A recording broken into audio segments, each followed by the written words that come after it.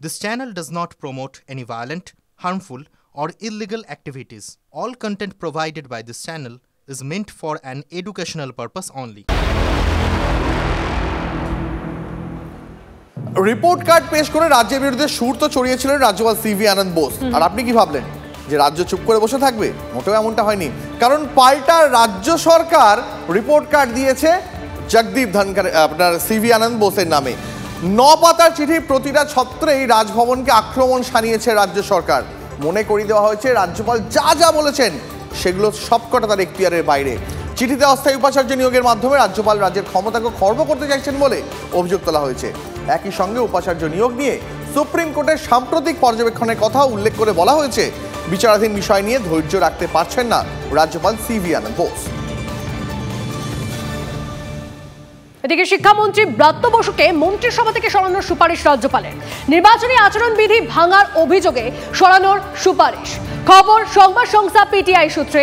মালদায় গৌড়বঙ্গ বিশ্ববিদ্যালয় তৃণমূলের অধ্যাপক সংগঠন ওয়েব কুপার কনভেনশনে সভাপতিত্ব করেছিলেন ব্রাত্য বসু। ওই সভাতেই নির্বাচনী বিধি ভাঙার অভিযোগে অপসারণের সুপারিশ করেছেন সিভি আনন্দ বোস।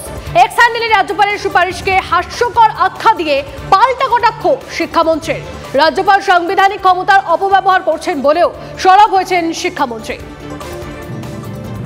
আমি নির্বাচনী বিধিভঙ্গ করেছি কিনা সেটা ঠিক করবেন ইলেকশন কমিশন, এবং সেটা অভিযোগ আনবে বিরোধী রাজনৈতিক দলগুলো। তারা কোনো অভিযোগ আনছেন না, অভিযোগ আনছেন রাজ্যপাল। এটা এখানে প্রথমত ওনারা রাজনৈতিক রং দেখালেন। মন্ত্রী রাখা হবে কি হবে না তার চূড়ান্ত সিদ্ধান্ত নেবেন মাননীয় মুখ্যমন্ত্রী। মুখ্যমন্ত্রী এ কথা বলতে পারেন, উনি এক্ষেত্রে তাই এই সুপারিশ যে করছেন উনি করতে পারেন না, এটা সংবিধান বহির্ভূত। উনি ওনার সাংবিধানিক পদের আগেও অপব্যবহার করেছেন, এখন আরো অপব্যবহার করছেন। এই নিয়ে সুর চড়াচ্ছেন বিভিন্ন রাজনৈতিক দলগুলো। তাপস রায় কি বলছেন অধীর রঞ্জন চৌধুরী কি বলছেন, মোহাম্মদ সালেম। শুনুন ব্যাক টু ব্যাক। সকলেরই ভাবা উচিত পড়াশোনার পরিবেশ, ছাত্রদের সুযোগ সুবিধা।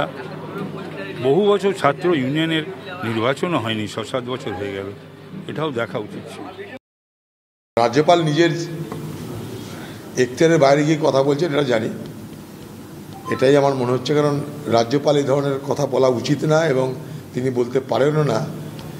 এখন বিজেপি সরকারের সরাসরি প্রতিনিধি হয়ে গেলে তো মুশকিল, এটা রাজ্যপালের দায়িত্বের মধ্যে পড়ে না। তাই রাজ্যপালের এই ধরনের ছেলে মানুষের মন্তব্যের আমি বিরোধিতা করছি।